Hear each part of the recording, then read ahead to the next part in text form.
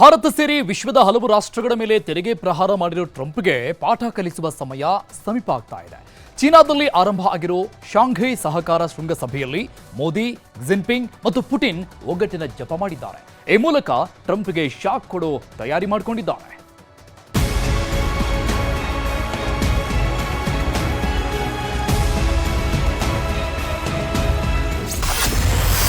ವಿಶ್ವದ ದೊಡ್ಡಣ್ಣನಿಗೆ ನಮೋ ಗುದ್ದು.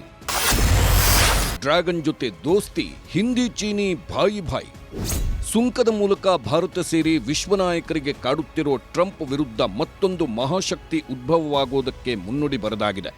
ಚೀನಾದ ಟಿಯಾನ್ಜಿನ್ನಲ್ಲಿ ಆರಂಭವಾಗಿರೋ ಶಾಂಘೈ ಸಹಕಾರ ಶೃಂಗಸಭೆಯಲ್ಲಿ ರಣಕಹಳೆ ಮೊಳಗಿದೆ. 7 ವರ್ಷಗಳ ಬಳಿಕ ಪ್ರಧಾನಿ ನರೇಂದ್ರ ಮೋದಿ ಡ್ರ್ಯಾಗನ್ ನೆಲಕ್ಕೆ ಕಾಲಿಟ್ಟಿದ್ದಾರೆ. ಎಸ್ಸಿಒ ಶೃಂಗಸಭೆಯಲ್ಲಿ ಮೋದಿ ಭಾಗಿಯಾಗಿದ್ದಾರೆ. ಶೃಂಗಸಭೆಗೂ ಮುನ್ನ ಚೀನಾದ ಟಿಯಾನ್ಜಿನ್ನಲ್ಲಿ ಅಧ್ಯಕ್ಷ ಕ್ಸಿ ಜಿನ್ಪಿಂಗ್ ಮತ್ತು ಪ್ರಧಾನಿ ಮೋದಿ ಅವರು ದ್ವಿಪಕ್ಷೀಯ ಮಾತುಕತೆ ನಡೆಸಿದ್ರು. ಭಾರತ ಚೀನಾ ಸಂಬಂಧ ಸುಧಾರಿಸಲು ನಾವು ಬದ್ಧ ಅಂತ ಪ್ರಧಾನಿ ಮೋದಿ ಚೀನಾಗೆ ಸಂದೇಶ ನೀಡಿದ್ದಾರೆ. ಪರಸ್ಪರ ನಂಬಿಕೆ, ಗೌರವದ ಮೇಲೆ ನಮ್ಮ ಸಂಬಂಧ ಮುಂದುವರಿಸಲು ನಾವು ಬದ್ಧರಾಗಿದ್ದೇವೆ. ಗಡಿಗಳಲ್ಲಿ ಶಾಂತಿ ಮತ್ತು ಸ್ಥಿರತೆ ಇದೆ. ಇದನ್ನ ಹೀಗೆ ಮುಂದುವರಿಸೋಣ.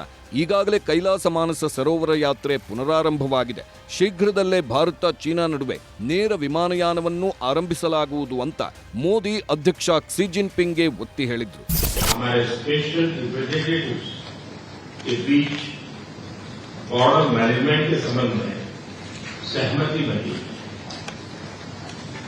कैलाश मानसरोवर यात्रा फिर से शुरू की.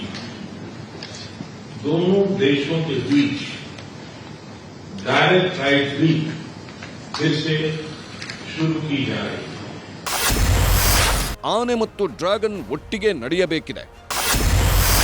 ಭಾರತದ ಜೊತೆ ಸಂಬಂಧಕ್ಕೆ ಜೈ ಎಂದ ಚೀನಾ. ಪ್ರಧಾನಿ ಮೋದಿ ಅವರ ಮಾತಿಗೆ ಜೈ ಎಂದಿರುವ ಚೀನಾ ಡ್ರ್ಯಾಗನ್ ಮತ್ತು ಆನೆ ಒಟ್ಟಿಗೆ ಸೇರಿ ನಡೆಯುವ ಅಗತ್ಯವಿದೆ ಎಂದು ಹೇಳಿದೆ.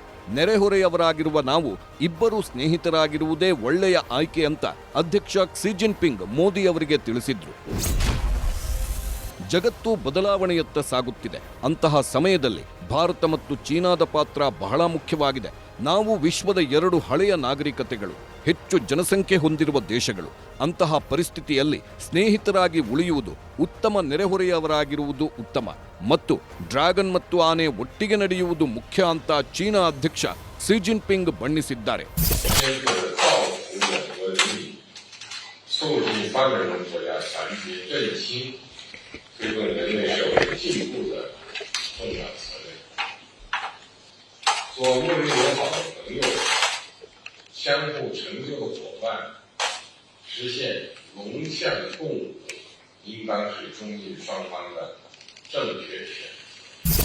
ಭಾರತ ಚೀನಾದ ಈ ಸೌಹಾರ್ದಯುತ ಮಾತುಕತೆ ಅಮೆರಿಕಾಗೆ ಉರಿ ಎಬ್ಬಿಸಿದೆ. ನಮ್ಮ ಜೊತೆ ವ್ಯಾಪಾರ ಬಿಟ್ಟರೆ ಭಾರತಕ್ಕೆ ಉಳಿಗಾಲವಿಲ್ಲ ಎಂಬಂತೆ ವರ್ತಿಸುತ್ತಿರುವ ಟ್ರಂಪ್ಗೆ ಚೀನಾದಲ್ಲಿ ಕೂತು ಮೋದಿ ಬಾಣ ಬಿಟ್ಟಿದ್ದಾರೆ. ಭಾರತದ ಮೇಲೆ ಯದ್ವಾತದ್ವಾ ಸುಂಕ ಹೇರಿರುವ ದೊಡ್ಡಣ್ಣಗೆ ಚೀನಾ, ಭಾರತ ಒಟ್ಟಾಗಿ ಗುನ್ನ ಇಡೋಕೆ ಮುಂದಾಗಿವೆ. ಇನ್ನು ಟಿಯಾನ್ಜಿನ್ನಲ್ಲಿ ನಡೆಯುತ್ತಿರುವ ಎಸ್ಸಿಒ ಸಮ್ಮಿಟ್ನಲ್ಲಿ ಸುಮಾರು 20 ದೇಶಗಳ ನಾಯಕರು ಭಾಗಿಯಾಗಿದ್ದಾರೆ. ಪರಸ್ಪರ ನಂಬಿಕೆ, ರಾಜಕೀಯ ಮತ್ತು ಆರ್ಥಿಕ ಸಹಕಾರ ಹಾಗೂ ಪ್ರಾದೇಶಿಕ ಭದ್ರತೆಯನ್ನು ಬಲಪಡಿಸುವ ಬಗ್ಗೆ ಶೃಂಗಸಭೆಯಲ್ಲಿ ಮಹತ್ವದ ಚರ್ಚೆ ಆಗ್ತಿದೆ. ಪ್ರಧಾನಿ ಮೋದಿ ಚೀನಾ ಭೇಟಿಗೆ ಕಾಂಗ್ರೆಸ್ ಟೀಕೆ. ಚೀನಾ ಅಧ್ಯಕ್ಷ ಕ್ಸಿ ಜಿನ್ಪಿಂಗ್ ಜೊತೆಗಿನ ಮೋದಿ ಅವರ ಭೇಟಿಗೆ ಕಾಂಗ್ರೆಸ್ ಟೀಕಿಸಿದೆ. ಎಕ್ಸ್ನಲ್ಲಿ ಪೋಸ್ಟ್ ಮಾಡಿರುವ ಕಾಂಗ್ರೆಸ್ ಪ್ರಧಾನ ಕಾರ್ಯದರ್ಶಿ ಜೈರಾಮ್ ರಮೇಶ್, ಆಪರೇಷನ್ ಸಿಂಧೂರ ವೇಳೆಯ ಅಪವಿತ್ರ ಮೈತ್ರಿಯನ್ನ ಸದ್ದಿಲ್ಲದೆ ಒಪ್ಪಿಕೊಂಡ ಮೋದಿ ಸರ್ಕಾರ ಈಗ ಚೀನಾ ಆಕ್ರಮಣವನ್ನ ಕಾನೂನುಬದ್ಧಗೊಳಿಸುತ್ತಿದೆಯೇ ಅಂತ ಪ್ರಶ್ನಿಸಿದ್ದಾರೆ. ಒಟ್ನಲ್ಲಿ ಮೋದಿ ಅವರ ಚೀನಾ ಭೇಟಿ ಮಹತ್ವ ಪಡೆದಿದೆ.